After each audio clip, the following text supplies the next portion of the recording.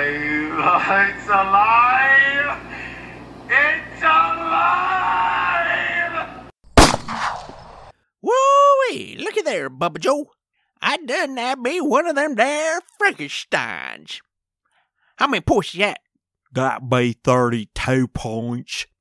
You idiots! You didn't kill Frankenstein. This is my creation.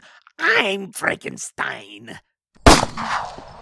Who doggies? I got Frankenstein and his monster. How many points is that, Bubba Joe? That be 64 points. This monster scavenger hunt's mighty fun. What's next on the list there, Bubba Joe? We gotta go kill the Dracula and his mummy. Lock and load, Bubba Joe. Lock and load.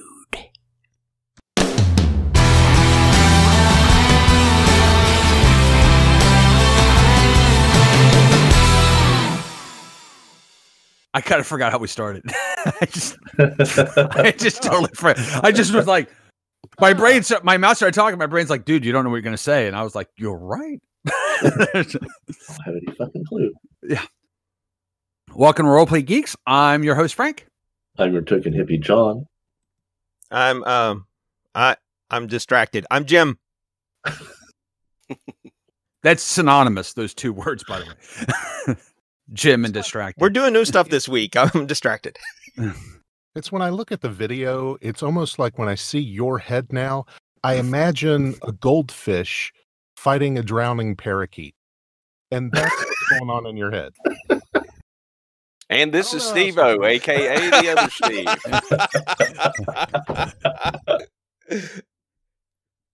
All right, and this week we're going to talk a little bit about Halloween-themed adventures because it's so close to Halloween. But I want to start with a couple of not related to that whatsoever items that I ran across that I thought was kind of neat, and I wanted to sort of share with the group, get sort of feedback, thoughts.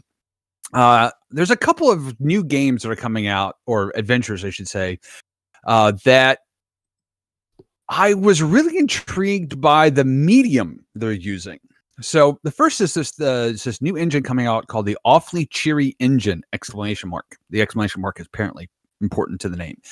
And it's supposed to be a flexible, beginner-friendly RPG. But the thing that's kind of neat about it, I thought, is that it's releasing it in comic book format. So the idea is that it's a rules-light game, that the main set of rules is issue 1 of a comic book. And it's supposed to be adaptable. So they're going to release additional issues that, one's fantasy and one science fiction and Old West and whatever. I don't know what issues they have planned, but they're going to release their games in this sort of a comic book issue medium. And I thought that was kind of interesting way to approach games instead of these big, thick books. What do you guys think about that? I think it sounds really kind of cool. I mean, I could see, especially if it's a fairly light rules game, if it's not super rules heavy, you can get the comic book format kind of thing might be an easy way to illustrate, literally and figuratively illustrate the rules as you're doing it, and be in an entertaining format as well, instead of just like, here's a thing. Here's a table. Here's your Vax. Here's a Thaco table. Right. Which is dry reading, no matter how you do it. It would probably. Go ahead, Joe. Sorry. Go ahead. I didn't mean to interrupt you. I was just going to say it's probably a great way to introduce new people to the game. I mean, a lot of times you get into a game with a lot of rules, like D&D, with all the modifiers and all that. Somebody new, somebody maybe young, preteen, or something like that can be intimidating, especially if it's just a group of friends maybe that run across the game or like, hey, this looks really cool. Let's try it. And sounds pretty neat, although it may wear kind of thin pretty quickly if it's that simple. But a lot of people like comic books, so why not? Yeah. No, yep. My only real issue with it is the longevity of the rules. I mean, and not the rules, but the medium itself. I mean, comic books were intended to be a disposable format. We've turned it into a collecting hobby, but in reality, it's paper and staples, and it doesn't hold together very well. It's basically newspaper paper. Right. So that format. I'm the nice thing about a hardback book is it lasts forever. So I don't know. Anybody else have any thoughts on that? Okay. All right. So this one I specifically brought up for Steven, and I want to feel like this has existed before, but somebody's releasing a adventure on LP record format on vinyl. Yeah, and so the idea is that you get this vinyl, and it's got a Game Master screen and everything, and it's a bog crawl. So it somewhat ties into our topic this week. It's really cool looking vinyl, actually. It's colored. That sounds like a record player and receiver and speakers not included. Right. I mean, so Bog Crawl sounds like a band from the 60s. It does. But, the idea is that it has sort of pre-recorded bits, the parts that you kind of, say, you're supposed to read from the book when you're reading an adventure, this has this all kind of pre-done. And I kind of thought that was... I'm still stuck on a band from the 60s. I'm imagining a guy in a bandana playing a harpsichord. Don't forget the sitar. The sitar, that's what it is.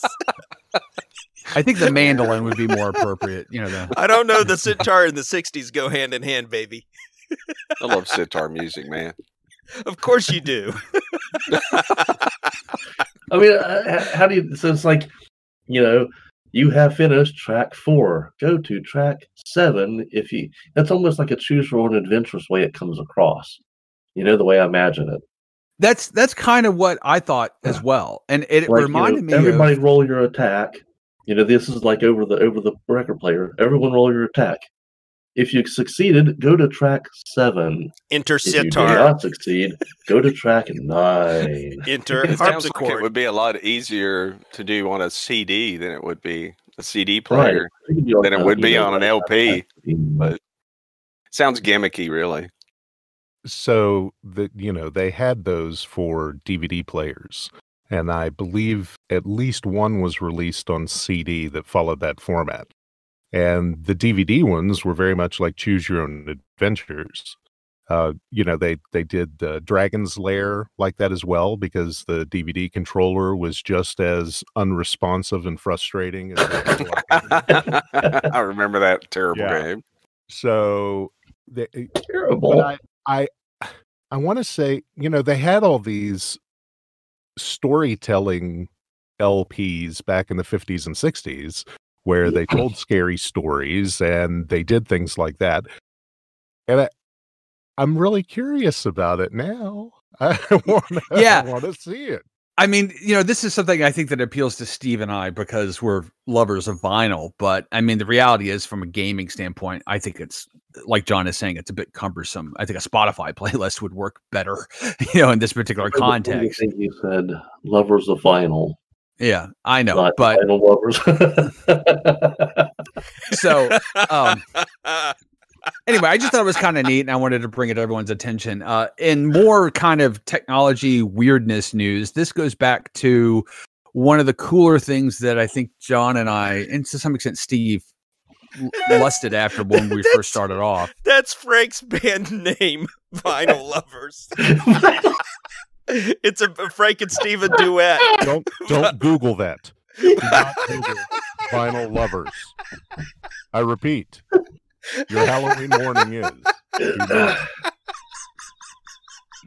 So there's this new Kickstarter. It's called GoCube, and the idea behind this is it's really meant more broadly for D6 based games, Yahtzee or whatever it may be, Monopoly. But the thing that's kind of neat is it's a die that at its center has a Bluetooth device, and it can tell what you've rolled, and it sort of sends it to an app. So you roll dice physically, but it does all of that sort of calculation stuff for you.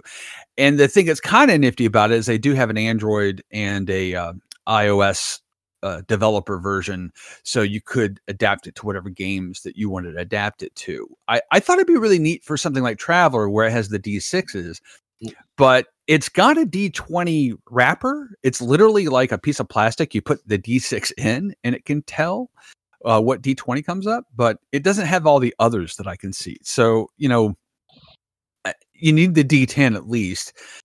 It's a little tricky to me how you would do this in other gaming systems, but it harkens back, to my mind, to the bone die thing right from the 80s, where it was sort of this magazine of bone die. Right. It was just this digital thing. You hit a button, it would randomly generate a number, depending on what you put in there. I think this is simultaneously really cool and terrible. So on the one hand, I like the idea of being able to physically roll die and things like damage. So I think of whenever Jimmy has to roll like a bazillion six-sided die for a game, the fact that it just does all the math for you automatically. That's, I think we all agree, one of the best things about fantasy grounds. Well, it can be a bit troublesome depending on how many die you roll. I mean, understand if you're like 30d6, okay, that can be a little cumbersome and tedious to do, 30d6. But roll 4d6 damage. Oh man, John, obviously you don't suffer from dice elbow. You've not heard of this debilitating disorder, obviously. I have not. This is my first encounter. It afflicts gamers worldwide, man. Is it just old dudes or maybe do young people have it? They can. Man, that's scary. And when they get it, they're ruthlessly ridiculed by their peers for having an old man's disease. Man, I'm kind of scared now of role-playing now. Whatever shall I do? Oh, I've got an idea. They make a brace for that. I'll just get no die. What if anybody has any of those left? That would be awesome. The other thing I see with this is that it's $100 to buy the system, and that's a bit pricey. I think that the idea is interesting, but I don't know if it's $100 interesting. Personally. Yeah, I don't. That was one of my big complaints. I was like, that's kind of not for that much. Was sort of my thinking. Now, having said that, they were shooting for, I think, $25,000 backing or whatever, and they've got $442,000 in backing. Really? What the? Yeah. So clearly, apparently, a lot of people think it's definitely worth it. Yeah. So, and then finally this week, I wanted to bring up some interesting stats that came out that surprised me. So Roll20 is owned by a company, and I'm trying to find its name real quick. Pardon me. The parent company, and they produce, one of the things they do is they the ore people. The ore people. Did you cough? Clear your vote. No, my dog is up here. Pardon me to everyone listening. My dog is up here because my wife is giving a presentation at a conference at this exact moment. So I have to entertain him somewhat. Anyway, so the ore report put out Roll20 usage in the third quarter, I think it was, of 2020.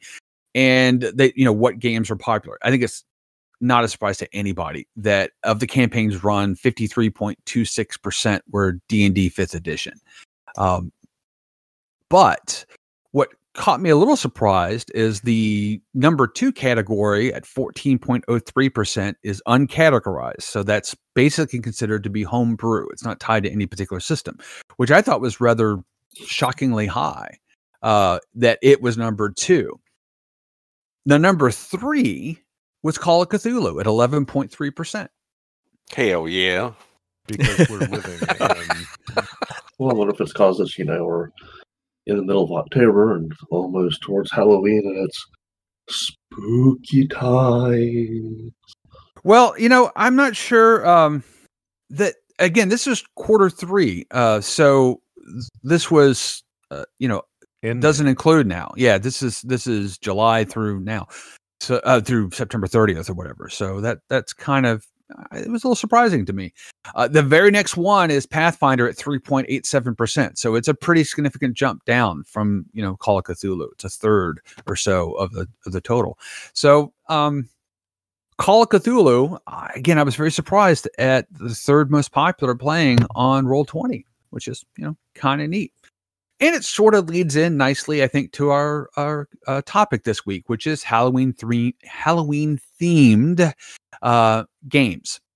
And so there's a lot of directions we can go with this, and I sort of scribbled down some notes of where to start. But one of the things that struck me as interesting to talk about or think about is that if you think about it, particularly in D&D, a lot of the things we do in gaming sort of already are imbued with the tropes of Halloween themed stuff, right? I mean, we deal with, vampires and werewolves and skeletons and all these sort of things.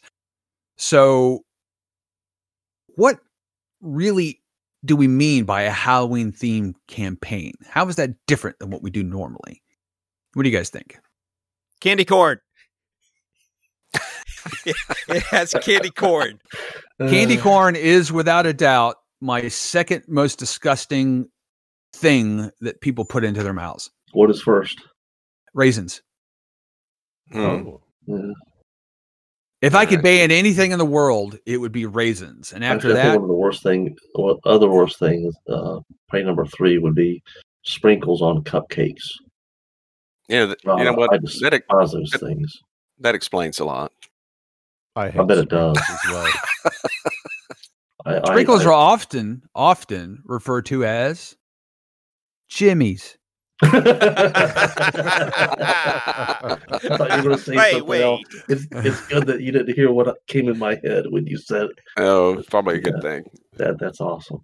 So, that's funny. That occurred to me too, back on the subject. But as I was preparing for this episode, I pulled up, horror games and on Drive By RPG, and it occurred to me as well that when we play Dungeons and Dragons already, most of the tropey type creatures are already there: skeletons, vampires, phantasms, liches, animated mummies. I mean, the horror elements, or at least the monsters. I mean, we spend a great deal of time in Dungeons and Dragons already fighting quote monsters.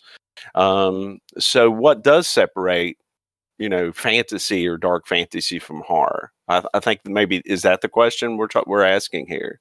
I mean, what's the difference? And for me, I think horror is a good horror, and is whenever you are as characters or players, you're in your normal day life or whatever, and something has to break reality. And really, to be good horror, there has to be a slow build. Unless often we think of horror as just the hack and slash movies on TV and the thousands of whatever independent films that are all the same. But good horror, good like literature type horror, and what I try to do with my games is make a slow build to slowly crack reality, which is always a big part of Call of Cthulhu. Role-playing system is, of course, the insanity checks and things like that, to see if your mind can even take what you're seeing. How about anyone else? Anyone else have any thoughts on, what makes a sort of Halloween themed or horror themed adventure? Like I said, student loans. I mean, really, when it comes down to like Steve O said, the issue with like playing D&D, you're actually generally battling monsters all through it. So, what is horror in that kind of thing? There really isn't in D&D, I don't think. I mean, skeletons and ghosts and witches and all those things are kind of pretty horrific already. Goblins, trolls, etc. So it ends up being something that kind of breaks what to be reality. So yeah, I don't know if you can really do much in the way of D&D that's horror per se. Oh, my friend. Go, Jimmy. Go. Oh, please. Yeah, for me, I think to make it more concrete, look at movies. So Alien and Aliens is a really good example. Alien is more like a horror film, and Aliens is more like an adventure film. So the good horror films, like that, the hack and slash stuff, I don't like that. I don't consider that horror. That's just torture films. Really good horror films would be like The Changeling with George C. Scott, or in more popular things like The Shining or The Thing, would be more of like a horror film for me. So if you just put those into like a role-playing game, then there you have it. That slow build, breaking reality, just like Steve-O said. So I think I'm in Steve-O's camp. That's a really good example or a description of how a horror-themed game would go for me. Same as Steve-O. But what it requires is the onus is on the DM. I'm so glad I got to say onus again. It's been a few episodes. It is. It's a wonderful Nice word. work. Nice work. Okay, thank you. Thank you. So that responsibility rests squarely on the DM, and that's pretty challenging because in order to portray a horror setting, it's not just so much as you come across this, gross lair and their dead bodies and blah, blah, blah. There's a storytelling aspect to it and a mood and a setting aspect that really requires the DM to really do a lot of due diligence in their presentation of the material in order to carry the adventurers through with even, a slight sense of dread and foreboding, and that ability to look at one of the players and have it in their eyes that they're like, whoa, wait a minute, what the hell was that? What is that? So if you're looking for those reactions, that's 100% on the DM at that point. Yeah, probably more heavily, more than any other type of game, right? Or game style. The horror genre requires, well, I mean, an adventure game, you don't have to do anything. You just have to say, I'm going to knock on this door repeatedly until I'll piss off the goblin. That's all you have to do for an adventure no game. No reference at all to anything that just happened. And then, things go off the rails. Just a coincidence. The game master doesn't have to do anything. But if you have a cabin in the woods that looks like something out of the Evil Dead and you describe it that way, then you do a good job, then you have, and that requires more effort and work on the game master's part than an adventure game. Yeah, but that particular example, there wasn't a lot of game master's thought, was there? It was, we did it all to ourselves, didn't we? Exactly. I mean, if you think about, and I'm sure you're referencing the Call of Cthulhu adventure I just ran. I mean, really, you guys role played your parts. You could have role played that completely differently, that whole game. Now, you may have died pretty quickly, but I mean, the thing is, you guys were being very cautious. Every time I rolled something out, you guys were, I don't know about this. What is that? What is this? And you were being very careful and very timid about everything that happened. And rightly so, because, you guys were just average people being confronted with all of these things that were challenging your worldview of the way things should be, and things were not working out that way. And there's undead shambling corpses and things like that. And you guys role played that.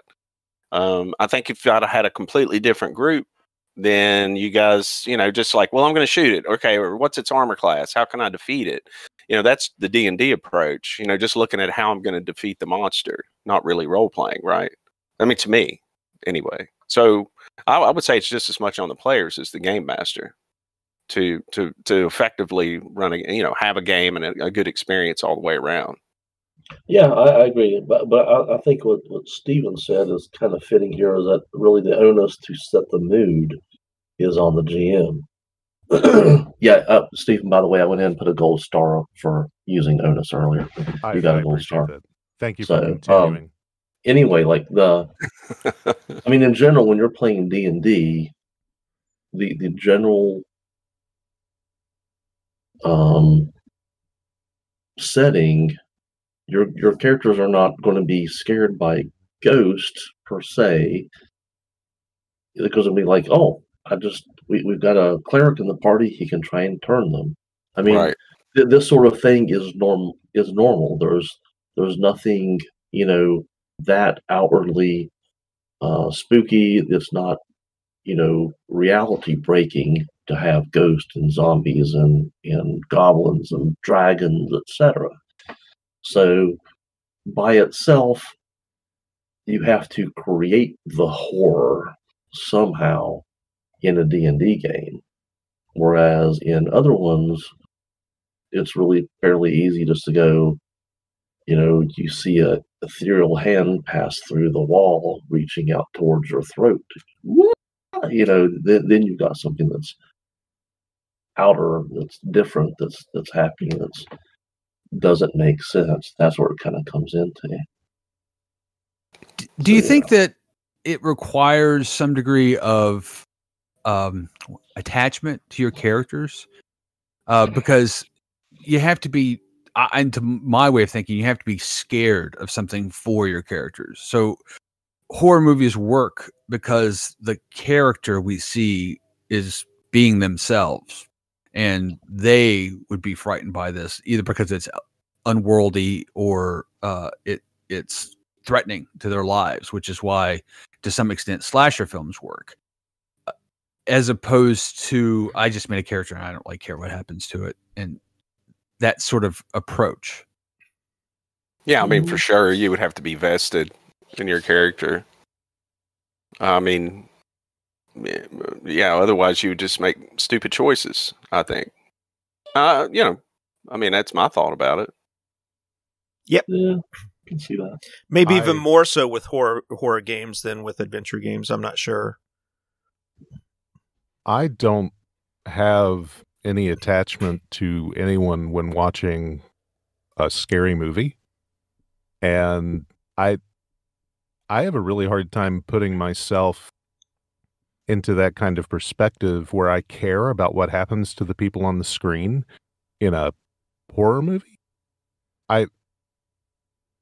It takes me a long time to get into where I can associate with and empathize with a character. So for me, a good horror movie is one that frightens me on almost a spiritual level myself, and nothing to do with the characters in the movie. And that's why what Jimmy was saying about the Changeling early on, and if you have not watched the original Changeling, I know we've brought it up one other time, George C. Scott movie from the 70s, it is a scarily accurate portrayal of Stephen's childhood. Living with a spirit. Of what? Stephen's childhood. Yes. And so it was, yeah, maybe there was a little association in there. But so for, with the right description and the storytelling, I mean, I said, it's 100% on the DM, that was generalizing, because you're always going to have to rely in some form or another on the party itself and the way people are playing, and whether they're being, dicks, or they're just blowing it off, or they're into it at all. And so that's fine. But if the DM doesn't give the players the chance to feel that world, then it's not going to matter. Okay, I agree. I take back everything I said then. Everything? No. Okay, I take back half of what I said. I'm just not going to say which half it is. You take back half, I'll take back about a third. Okay. Every other slice, that's the piece you take. So I'm going to fail this test. And just for the record, for the listeners, okay, I've made it pretty clear that I'm a massive science fiction fan. Definitely my go-to genre, but horror is number 2. And I've read a ton of horror. Plus, I love horror movies. My wife and I both major horror movie fans. I mean, when we sit down to watch a movie, that's the first category we go to. We don't, and we enjoy bad horror movies as well as good horror movies, because if they're bad, they're funny. And then the other are just 12 films that you could watch in an evening, because there's only 12 good horror and I know films. Frank doesn't like horror, but I'm exactly the opposite. It's our joint go-to category of film to watch, for sure. So have you guys, and I don't recall this exactly, but have you guys watched a movie before we've played to set your mind? No. I mean, just in general. I read. I mean, I'll read stuff. Like when I'm running Call of Cthulhu, I've got my whole library of H.P. Lovecraft stuff out, plus some other stuff like Ramsey Campbell and things like, similar type authors and things to try and get my mind in the right place. But because horror fiction is, and again, like all fiction, and I'm a big reader, so to me goes so far beyond anything you watch on TV or movie, just because you have more time. And especially for horror, you need that slow burn, to really make it effective. And it's so rare you get to see that in a 2-hour movie because you just don't have time. So I know that we'll listen to music to prepare or to set a mood or things like that. When sometimes when we play, I'll go watch a few scenes of, say, Conan the Barbarian or Lord of the Rings or something like that, just for, shits and giggles, to get my feelings in the right place. Yeah, and I that's cool. wonder if, because of the season, if it might be cool to run a horror game but have a movie that you play for the people as everybody gets ready.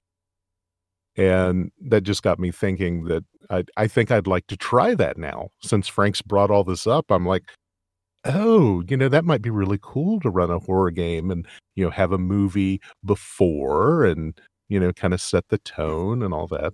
So I'm kind of I could say I would not participate. I know. I mean, it's just the things that you're going for in that genre are not things I enjoy. You could watch Ghostbusters.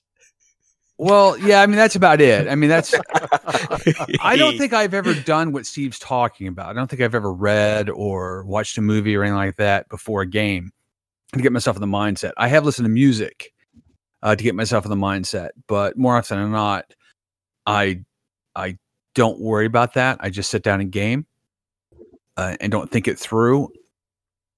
Sometimes my character is a reflection of doing that. So in Steve-O's campaign, I've got no source material to draw from, really, because I've only watched maybe 3 horror movies in my life, and all the way through, I should say. And I don't like the genre. I've only read 1 book in the genre. It's just not my thing.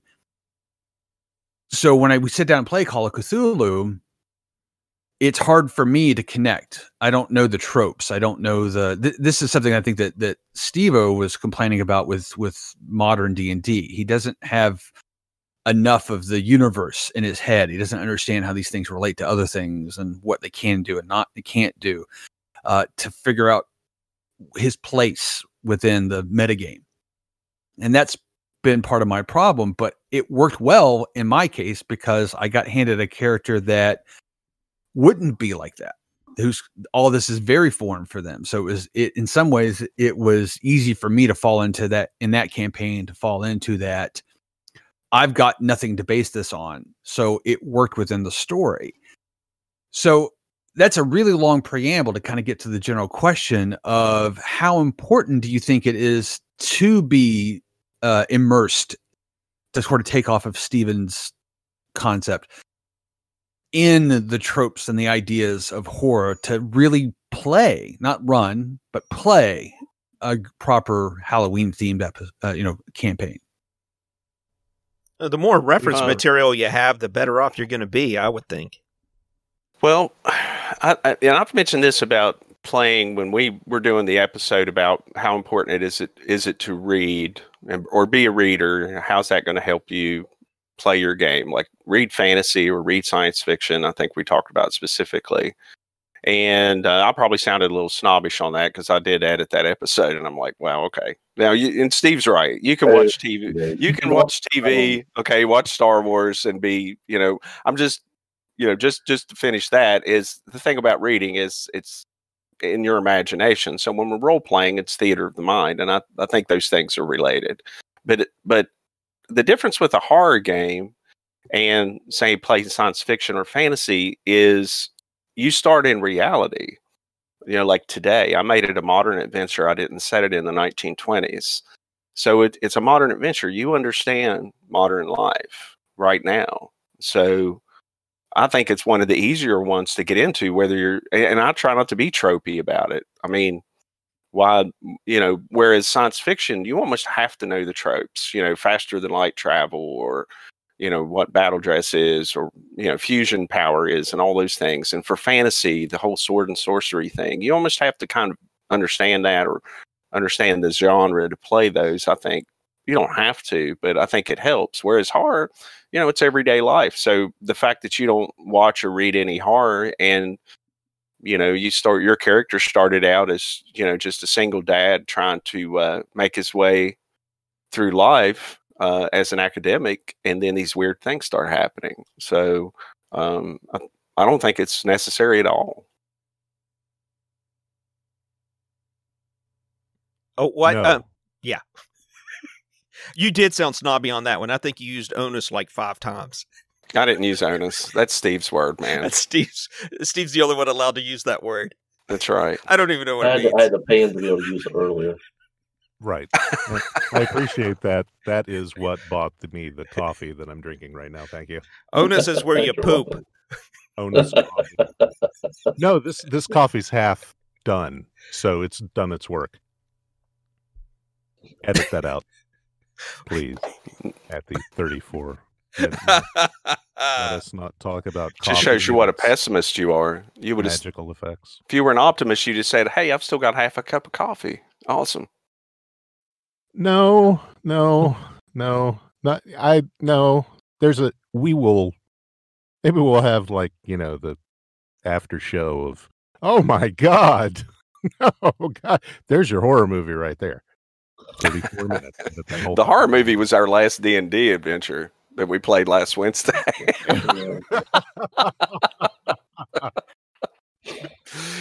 So- The only thing I have to say about that, though, Steven, coming in, is that so many people know have at least watched some horror movies or seen something with horror. So most people at least have some introduction to horror. You know what I mean? In terms of, and it kind of, and usually for a lot of people, it scares them if it sticks with them and stuff. So I mean, they, kind of know what ghosts are. So if you talk about just very general things in a horror aspect, people, oh yeah, blah blah blah, they'll know like old ghosts or apparitions or any number of things like Sure. that. It's a lot more common in our Right. society. I agree. Yeah. So that's I think it's one of those things that people have already kind of not intentionally but automatically have passively done research on. Passively read or whatever. They're introduced to it somehow, some way. Even a lot of like Buffy the Vampire Slayer, not really a horror movie and really not scary, but it still has introduced a lot of the vampires anyway. Tons of good lord, everything's got vampires in it, and now everything's got zombies in it as well. So, but there you go. So let's talk about some of that type of adventure, these crossover ones. So Jimmy talked about earlier how Aliens is an adventure movie, and Alien is a horror movie. Well, you can certainly debate that, and probably the internet has debated that ad nauseum in many other forms. But I think it's fair to say that each has some elements of the other embedded in them. Sure. The degree, again, debatable. Buffy the Vampire Slayer, the TV show in particular, is a great example of something that kind of crosses between the two a little bit. So when you're running a Halloween themed adventure, and we've kind of decided implicitly that Halloween and horror are synonymous. So maybe we should tease that out at some point. Is that true? But when you're running a horror themed adventure or a Halloween themed adventure, how do you balance that? And when do you think you bring in those elements of, okay, this is actually horror, not adventure? Now, where this started running around in my head during this conversation was Jimmy's Last Traveler adventure that before Steve-O joined, where we went into an empty base station that had no life support, and we got it kind of running. And we walked into a big room that had slaughtered bodies everywhere and blood everywhere. And if you think about it, you could have reclassified that as a horror if you wanted to emphasize it in a certain way. We didn't play it that way. We played it as an adventure. Just, dead bodies, happens, whatever, move on. But that really could have been recast as a horror adventure. So, how do you decide that? Is it a decision you sit down and do at the beginning when you make an adventure, or is it something that evolves depending on your party, or both? Or, let's talk a little bit about that. Well, I was going to say, some of that kind of had a feeling of, System Shock from way back when. Mm-hmm. Kind of sure. like this whole, horror on a space. Dead Space. Thing. Yeah. Well, like one of the things I think that makes, so like with Aliens, you've got you've got them intentionally going into danger. I mean, you already know beforehand what has happened because the assumption is anyway that you've already seen Alien, and so you know that there's the alien has killed all these people, or at least started to, or whatever, and that there are going to be a number of aliens running around, and they're intentionally going there. So it's kind of that's what makes it an adventure, I think. But in the original Alien, you've got you know, everyone's going about their general day and stuff, and then you have this unsuspecting, crew that comes across this thing, and they, um, and then the horror breaks loose because there's nowhere to go. You're trapped on the spaceship with it. It's That's in the exactly right. spaceship, and there's no way out. It's fight it to survive, and that's it. And so I don't know. I think doing a very similar, like in our gaming, where we kind of now we didn't know what was going. We just knew there was something bad had happened. So we were kind of very much like aliens. We were going to try to take care of this issue on. I'm trying to remember. Was it on the space station or was it on the planet? I think there was an issue, and we tried to go there.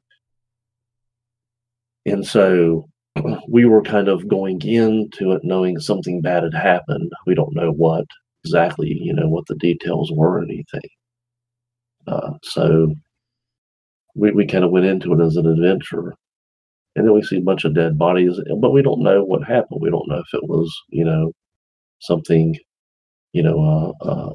some aliens came, or if it was a mutiny. We don't know. So that kind of affects what we had to, how it kind of staged it. So now there was a part where there was the blood on the walls and things kind of laid out, and that was kind of creepy. So I think most people's attitude of horror is going to be that there's some sort of supernatural aspect. And in this case, in the adventure we did, it was an insane AI kind of took over.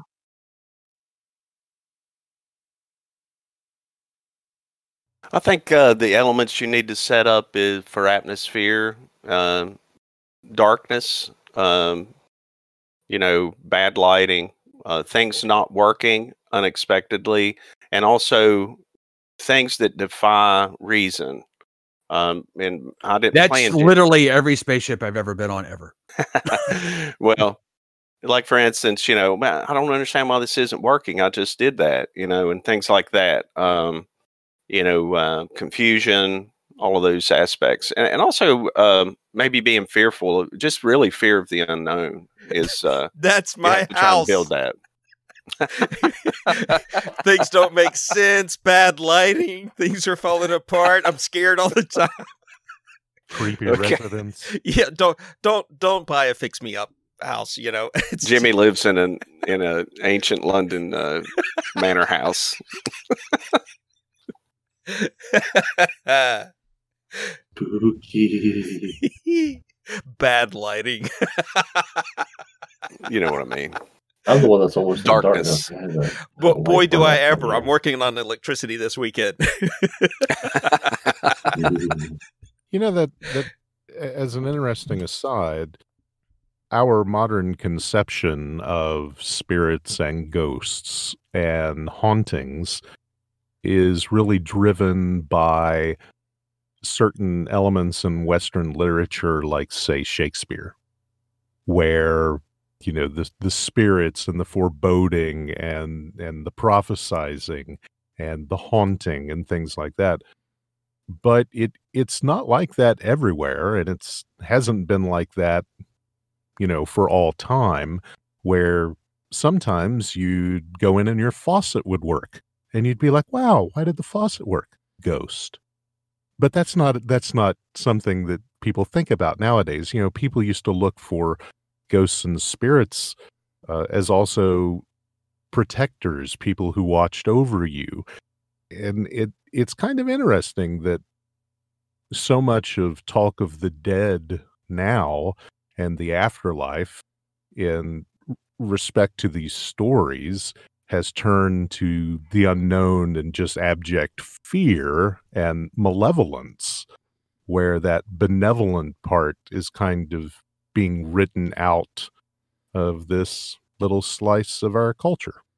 Well, there's nothing really that scary about, oh, I'm trying to get this, this skirt sewn, and oh, it's already sewn for me. Well, that's awful nice. I Right. wonder if that's the ghost of my grandmother who helped me out last night when I Well- passed out from too much wine. Well, I think one big difference today is we're taught about science and logic, and so almost every modern horror since the turn of the 20th century has been themed for that. Really, the end of the 19th century has been, this is logic, Mr. Spock logic. This is the way the world works. This is physics. This is the law of thermodynamics. All of that, right? And then that's what we're taught. That's what we believe. And then here comes these spiritual things to disrupt that. So that's the common theme now. I mean, I know exactly what you're saying. Like fae folk and all that stuff used to be, Right. the little elves that helped the cobbler, finish all the shoes and all that sort of thing. That sort of mythology doesn't necessarily exist today, I don't think. Unless you're in Iceland. Okay. See, but that's a remnant. And so many times, like that literature you're talking about, that shift, if you place it at that kind of Dracula Frankenstein boundary in the 1800s, then you had two particular aspects of where horror was going, and that was the unexplained and the uncontrollable in a kind of historical sense of not having knowledge and things that are running contrary to the new sciences. So Dracula is a creature of drill. And then you have in Frankenstein the commentary on where humanity is going and the unbridled use of technology and this new experience that's on our horizon. And That's science fiction anyway. Frankenstein. Yeah. For sure. So that kind of combination, that boundary, like what you were saying, as we've progressed from that point, and especially with those two works as kind of a punctuation mark, then our conception of what is frightening has changed. So Stephen, real quick, I want to ask you. So in Iceland, is their horror something like, oh look, the little elves helped make my shoes, but no, they did it in yellow leather. Damn you spirits! No, please, we don't get people pissed off at me because I don't know what I'm talking about. I'm just trying to be kind of silly, but I am kind of wondering though, do they do very much with that, or do you know? I mean, it'd be very interesting if they do have this kind of I'd like to kind of the battle of these spirits, maybe, I'd like to look into that more because I think if you were to compare them to, say, your average resident in the United States, no, I'm not going to get into that. Not going to get into that. Never mind. I think maybe it'd be interesting to look up. So go ahead, Jimmy. Yeah, I just think that bad news sells. So, I mean, we're going to stop for like a train wreck rather than a train that's working just fine. It's more interesting, and it's what we like to consume. So the happy elves have gone away because they're just not as interesting as like the scary, horrible elves.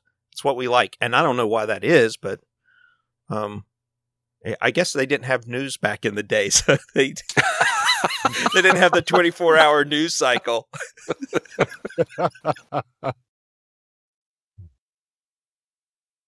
Tool has a really good song, Vicarious, that kind of hits that pretty well.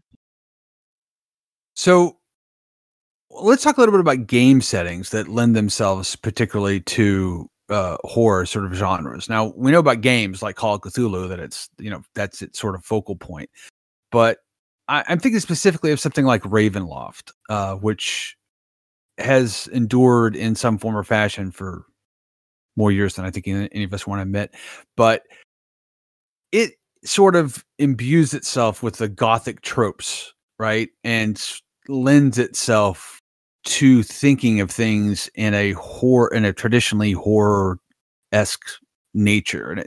And it probably goes more towards that historical bit that Stephen was talking about, but I still think that there's elements of the science or magic user run amok, future type of thing. I've never played Ravenloft, unfortunately. I don't think I've ever played a campaign in that setting, though it intrigues me. So what do you guys think about that campaign setting? And we don't tend to play in those type of campaign settings. So what is it about that I don't want to say turns you off, but eschews it a little bit? I've actually been really interested. I always wanted to play more kind of horror-esque D&D with, like vampires, etc. I always thought it'd be really kind of fun. I mean, the thing is you have to live a higher level to handle the level of the monsters. But I don't know, I was always really kind of drawn to that. I always thought it would be really fun, but we never did. I mean, part of it, I don't know, because you never really cared for horror or whatever, Do you guys remember back when we played, it was the four of us other than Steven. We played, what was the name of that D&D based game that you could load modules and stuff and create modules? Neverwinter Nights. Neverwinter Nights. If you remember that, there were some Ravenloft modules we played in that. Mm-hmm. That was pretty cool. I mean, it wasn't traditional role-playing games, but it was still pretty fun. I remember those. Yeah, actually, interesting enough, my favorite section of World of Warcraft is the one that's based upon effectively something like Ravenloft. I've always really enjoyed the artistic style, and I kind of enjoyed that section of the game. So in a video game setting, I agree with you that I think it was very compelling. Sorry to interrupt you there, Jim. That's okay. So I'm working on Bone Grinder, which is a windmill in Curse of Strahd, which is the current 5e edition of the Ravenloft campaign setting. And it's a great campaign setting. There are a ton of different encounters and adventures built into it, and they span from direct combat type encounters to the deep horror type stories and adventures. It's a lot like being a Dracula knockoff. You got the Vistani, which are like the Romani people, and you have a lot of things in there that are just really great adventure, well-written interactions, and I would love to play it. I think it'd be a lot of fun, particularly around this time of year. And if that's what you want to do, I mean, like for this time of year, play a D&D horror, that you can't get any better than the Curse of Strahd, as far as I'm aware. Yeah, and for listeners that don't know, Jimmy has a YouTube channel called Tabletop That. Look for Tabletop That, where he creates miniatures, paints them, and shows you a lot of tricks for doing gaming miniatures. And lately he's been doing quite a bit that are horror themed. So check that out. He won't plug himself, but I'll plug it for you. And also tricks on how to cut yourself. He's really good at that. I cut myself every week. Yeah, if you want to see blood, watch it. Again, just very much like the Tool song Vicarious. So, Stephen, have you done much in that sort of campaign setting? No. I've listened to a lot of people talk about it though. So I've only played one Ravenloft game, and that was for maybe 2 or 3 sessions. But that was with the king of Ravenloft, Billy Sheeter here in town, and his ability to run that campaign. That's where Chris's nun character from previous episode on memorable characters came from. And if done right, it's fun. It's not something that I think would turn you away at all, Frank. I think that because you have excuse me, a certain kind of agency in that game, and the person's not just there to gross you out, but actually lead you on this story within this warped, terrifying world where there are consequences that don't normally exist in a typical D&D campaign. That I think you'd find that interesting and challenging because of these things. There's just so much more kind of environmentally and socially that puts you at risk and colors your interactions. So, what I don't care for in horror is the most of the emotions that you're going for in horror are emotions I don't enjoy experiencing. So, it's not just the grossing out bit of it. That's not. Oh, right. Yeah, right. yeah. It's pretty much everything related to horror, creeping you out. If that's so creepy. Why would you want to feel creepy? It's like, to me, that's like saying Oh, wow. that's so much like being slammed in the kneecap with a ball pin hammer. Why would you want that? That's so funny because I love that. I know, I love that. I mean, if something like a really good ghost story really creeps me out, and I love that. I mean, yeah, different strokes for different folks, certainly. But I mean, but I do think it makes an interesting sort of almost final point that I want to talk a little bit about is, do you think that because we're going for different emotional impacts with a horror type of game, do you think that it allows for more variety in role playing actually than the traditional hack and slash? It's in most horror you can't just stab it with your sword until it goes away. There's other things you have to do. There's other consequences that Steven's talking about. Do you think the genre lends itself to a little more variety, I guess is the word? For sure. I mean, I think you're going to have to choose your actions more carefully because typically there's going to be things that happen that confound you that you really can't do anything about, like a strange, confusing circumstance or whatever. It's not like you can just overwhelm that or with your sword, good horror is just going to have strange things happening and they just happen and you experience it and then you react to it. So it's just not something you can overcome with your traditional means of other games. Yeah, for sure. I mean, that it requires you to no longer be a murder hobo because that is not going to work for you in these situations. So you have to rely on a little bit more creative role playing and interactions with other aspects of role playing other than going around slaying everything that disagrees with you in the slightest. So I really enjoyed Steve-O's Call of Cthulhu adventure because it gave us an opportunity to do something other than just barge in a room, kill a bunch of people, get the gold. We did do that quite a lot.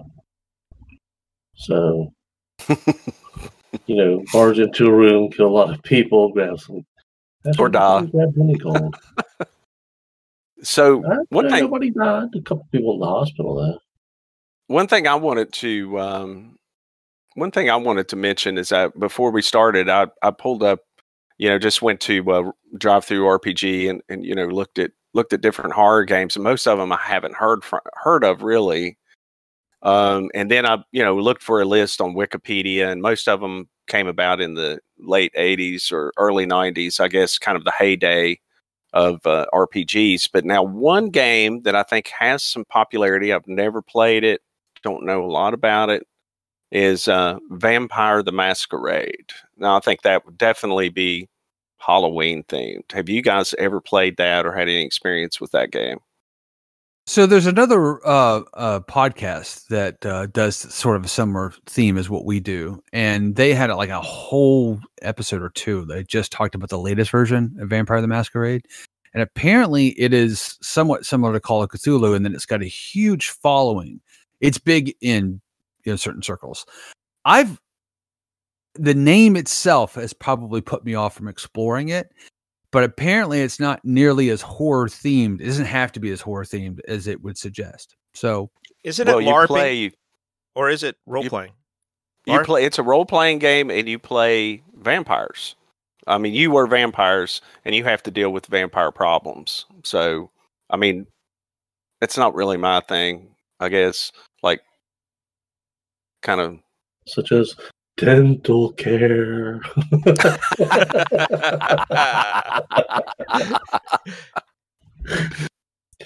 So I just heard of it from because they have the role or the computer role playing game version of it, and it was really well received. A lot of people were really kind of crazy about it.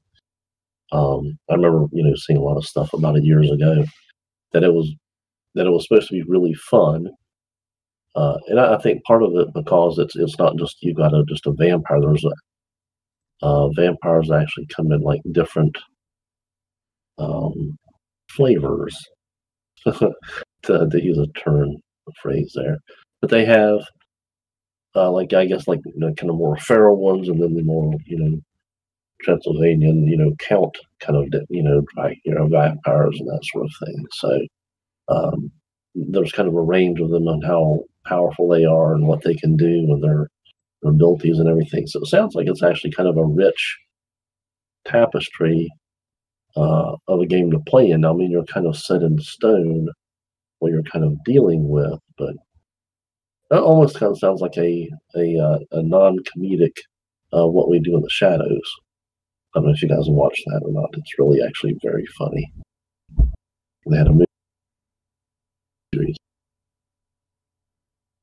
Steven, have you ever played that? Yes.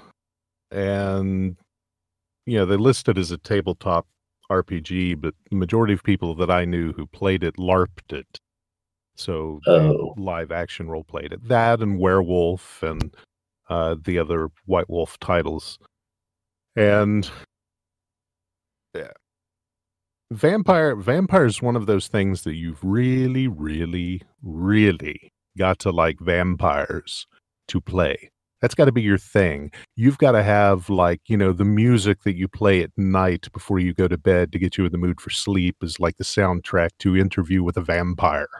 Or, you've got, little cellophane cutouts of Nosferatu on your windows. So at night, the sun goes down, it casts a gruesome shadow beside your bed. And I'm kind of taking that to an extreme, but, back 94, 95, when one of the new updates to the material came out, one of the things that you could buy through like Chessex, which is a game and comic supplier, were clan pins. And so at the store I was working at, I told the owner, I was like, we need to get a ton of these clan pins because there's a big vampire contingency here in Jackson, to which he went, come again? And so we ordered them, and man, people loved them because you've got all the different clans. Like John was saying, there are flavors. So, you get to be, the Tom Cruise, you get to. Are the flavors A positive, B positive, O negative? There are There's things more that flavors comes than into play. And There's fat. But it's one of high those cholesterol. That, yeah. Oh, it's a vegan. Yeah. Sweet, salty. Salty. A lot of the people that I saw play it, and we had some, kind of demos at the store, were a little more interested in the showboating and pageantry of their characters within this system than necessarily the gameplay. It was very role play heavy, which was really cool, but it just wasn't my bag. It sounded like it really wasn't much of a role playing game, but more of a cosplaying scenario. I'm stuck on the high cholesterol. don't eat him until after he's had his statins. For you younger players, that is also an old man joke, courtesy of Jimmy. Statins being a pharmaceutical that will lower your cholesterol, which is what you get if you keep eating like you were in high school and college. So, friends, take it from Jimmy. Statins are bad. Statins are bad. Cut back on the cheese. Okay, What are you so talking about? I still eat like I did in high school and college. That's why I because take I'm credit long for it. stands. okay, so the last point I want to cover before we sort of wrap up is that there are a lot of things out there that are sort of Halloween horror centric in the gaming world.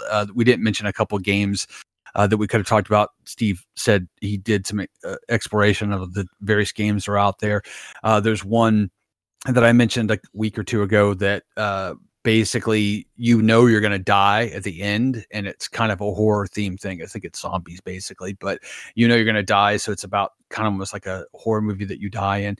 So it's a very enduring genre within gaming, and I'm kind of curious: is it just the horror aspect of it, or is there anything else about Halloween themed games that make them so much more compelling than almost any other sort of, I don't want to say holiday themed, but any other kind of, sort of micro genre out there? Can you think of? I couldn't think of anything. I can't think of anything else that's anywhere near as compelling as sort of Halloween themed games. That's a difficult question for me because I love horror. I've loved horror since I was a little kid. You can ask John. I mean, I used to make ghost houses in my basement, in my parents' basement when we were growing up that had, you walked through them, and all kinds of scary stuff in them and scary music and fake blood. I mean, it was just part of my childhood, man. I mean, I've always, always loved horror. So Halloween is my wife and I's both like favorite holiday. I mean, I don't know what else to say. I mean, it's just something we like. I like things that get me scared and the adrenaline flowing, but then I'm still safe, right? So it's just something we've always been into. So it's difficult for me to look at that with any other holiday and compare it to it. I mean, I think I've seen stuff where they've had like Christmas themed stuff, but I don't see that as being as compelling. I mean, I think I remember like there was like a model or something like that where it was, you had to kind of, what was it? But it had like it was, something with Santa. You were trying to save Santa and his elves, and you could always do an Easter themed one, with a little bunny rabbit or rabbits. something. Well, that'd be kind of fun. It's got fangs. Look at the bodies. Yeah, I don't think you'll see a lot of Arbor Day, Right. themed games. Yeah. Well, unless you're druids, Right. Well, there you go. Oh, there you go. Yeah. The druids. No one knows who they were or what they were doing. That's pretty bad. So I have a couple of things, just real quick. So I found this list of one-shot horror Halloween themed type games, and one of them really stuck out is called Dread, and you use a Jenga tower to tax audit. Oh, sorry. So as yeah. The word audit is actually right there, man. The word audit is actually extraneous, taxes in general. For sure. So you have a Jenga tower, and as you do different things, different actions in the game, you pull the blocks out, and when the Jenga tower falls over, your character dies from whatever is going on at that particular time. Or you could just knock the tower over and go out in a heroic way. And I thought that was a gimmicky thing, but it sounds pretty fun. I love Jenga. Huh. So that would be a fun game to do. And there's another one called like 10 Candles, and you use tea lights as, again, another gimmicky kind of thing where all the lights in the universe have gone out. And I don't understand how, people are still alive after 3 days of this because, no light, things are going to start dying off. But you got monsters. Within like 20 minutes of the sun going out, maybe. Yeah, something like that. So planet being frozen over. Exactly. So I don't understand how everything's supposed to work, but whatever. And then, it's supernatural. But you have it's not for the people who think that, the relative position of an electron has major implications for a role-playing game. So, of course it does. But I think that'd be a fun, one night thing to do. 10 candles, or it'd be hard to do remotely the Jenga thing, but maybe the 10 candles thing. Why would that be hard remotely? Why wouldn't everybody have? Doesn't everybody have their own Jenga tower?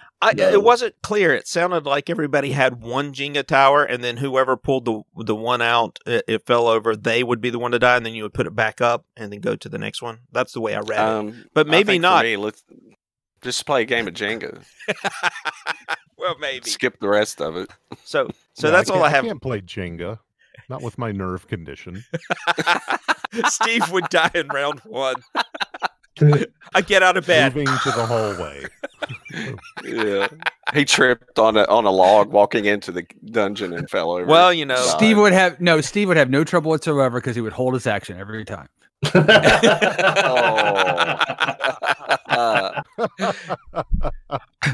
Everybody else is out adventuring. I'm sitting by the fire. Yeah, this is nice. This is nice. Yeah, I love my Jenga tending tower. the fire because I'm not going to risk that. Sit there. That's an action. So, yeah, just sitting. Just so the fire will go out. You'll find me in the dark like a week later. Hungry, tired, dehydrated. I don't know, man. Is eating beef jerky a bonus action? No, there's a chance of choking there, my friend. I'm not. I've got a narrow Okay. throatway. Hey, can we do like our top 3 horror films to get in the mood for gaming this season? Yes. Real quick. For myself for that. Yay. Real Yes, quick. Can I start? Yes. How did I miss that? That was something we were supposed to be prepared with? No, I just threw it out there. He just threw it out there, and I'll start because it's very easy. None of them. Next. Okay. Oh. I mean, if I had to pick my favorite horror movie of all time, it would be Aliens. But Jimmy's already said it's not a horror movie, so Well, no, less of a horror movie than Alien. I'm not saying it's not a horror film, but it's more of an adventure film than a horror in my book. But I mean, people could disagree with that. I mean, it's to harken back an earlier thing. It's what's your favorite variety of candy corn? I mean, None. I guess, yeah, I guess. But Aliens, would Candy be corn's delicious. You know, I think the best That's the thing. story, though I didn't enjoy it because I didn't enjoy the experience of it, but The Thing was probably the number 1. Oh my god, I love that. That's So one The of my Thing- top favorite movies. and I've never the seen it. I actually Stand. want to see it. We talked about that. That's awful. Sorry, Frank. And The Stand would be number 3, but I don't think of that as a horror movie. I think of that as a post-apocalyptic movie. So, and it's a miniseries, but that's there. That's mine. That was a good book. John, Oh, damn it. we can move on to somebody Alien, else. I like Alien. I thought that was really awesome. I would love to see The Thing, but I haven't seen it yet, so I can't see that one, I guess. Cabin in the Woods, I love that. I guess I could say, what was it, the Evil Dead? Yeah. I kind of like the more fun, goofy, like if it has some good horror with it and stuff like that. My wife's a crazy big horror movie fan. Yeah, I'm not as bad as Frank, but I'm just not as, usually because I find them so stupid. If they're really well done, I like them. And if they're intentionally meant to be kind of, goofy, that's awesome. I love that. But I find most of them are just so unbelievably stupid that it really the premise beggars belief beyond the creepy crawlies. That's where I get into the what? Yeah, we just Come want your on. top 3 though. Huh? We want your top 3. We don't want the 10,000 ones that suck. We want I said the 3 Alien, that you Cabin in the Woods, and what was the other one I said? Oh, like The Evil Dead. Sam Raimi with Bruce Campbell. I really enjoyed that. That was really kind of fun because it had some really kind of fun but creepy stuff. So What about you, Mara? Alien, The Thing, The Changeling. Steve-O? I've never seen The Changeling, by the way. Oh, I'd like to put a bonus in there. The Witch. Oh, that's an awesome movie. I haven't seen Oh, it that yet. is great. Oh yeah. Yeah, I mean, Alien is a gothic horror, but it's a little more science fiction themed. I like The Thing is really good. It's kind of science fiction-y, but the original one with John Carpenter. And John Carpenter did Halloween, which is pretty good, kind of a hack and slash. But I'll agree with John on The Evil Dead. If you watch it today, and I'm not talking about the remake, but if you watch The Evil Dead, the original one, it's an independent film. It's cheap, you know, looking at, and it's kind of dated, and it's a little overrated for what it is. But back in the day when Mary and I rented a zillion horror movies like every weekend, and we came across this thing, totally no knowledge. And I mean, we always watch horror movies with the lights out. And I mean, we're literally like crawling over the back of the couch, you know. I mean, we were terrified. And it's probably hard to come into that movie now, you know, just because so much has been said about it. But if you don't know anything about the movie, give it a try. I mean, it's very scary. You know, those are some of my favorites. I mean, The Witch is an awesome one. There's a new one, kind of a new one come out lately called It Follows. It's got a very neat premise. That's a good one. I'm not so big on Cabin in the Woods. It's too campy. I mean, it's a neat idea, but it's not really scary. I like The Conjuring. That's another pretty cool, creepy movie. Damn, there's so many. He said 3, not 30. Yeah, you're going to name all the horror films that have come out since the dawn of time. Clarification. That would be a lot of them. Mm-hmm. The first and you know, version of The Thing was 1951. John Carpenter. Yeah, not was The Thing that from one. Outer Space. Well, you want to read the short story called Who Goes There? Who goes there? Yeah, the John Carpenter, The Thing would be in my top 3, and The Evil Dead would also be in my top 3, and probably The Shining.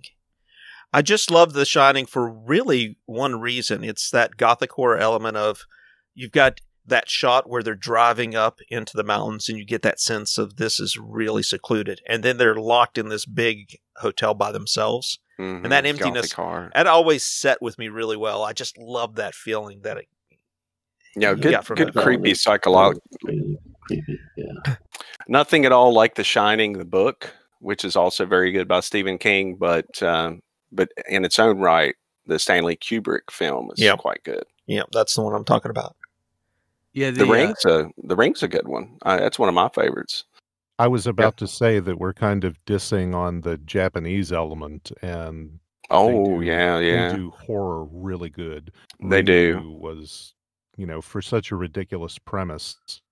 What was the Japanese one where the girl had the big giant smile when she turned around? Because I've watched the Japanese versions of those too. They've made American versions of them, but do you know the one I'm talking about? Well, I watch so much anime, I don't exactly know. John's waving. It looks like I'm losing power, so I'm going to get off. So I'm going to have to cut out early. Apparently my power's flickering like crazy or something's going on with it, so I might be out of here. So. It's a horror film. Wait a minute, what was that? Did you guys see that? And then suddenly in John's video feed, we see a shadow go across behind him. The next scene, we're at a funeral at a cemetery. Wait a minute, I just lost John's feed. Let me try and call him. He's not answering. I didn't even get to talk about how to pronounce Samhain. Anyway, so let's sort of wrap this up a bit, because we have talked a bit about this topic, and it's certainly got a lot of depth. Horror is a whole genre of fiction in its own right, and we could talk for weeks and weeks and weeks and not even really scratch the surface. If you're into sort of Halloween horror thing and you'd like to share some of your favorite experiences or sort of push back on anything that we came up with in this conversation, you can reach us at the contact information coming along in a second.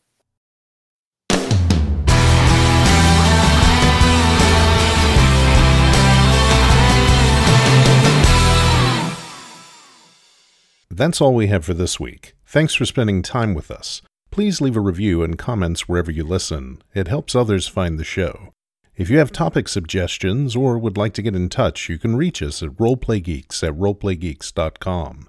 Head on over to the website for an archive of all our previous shows, as well as links to all our social media channels.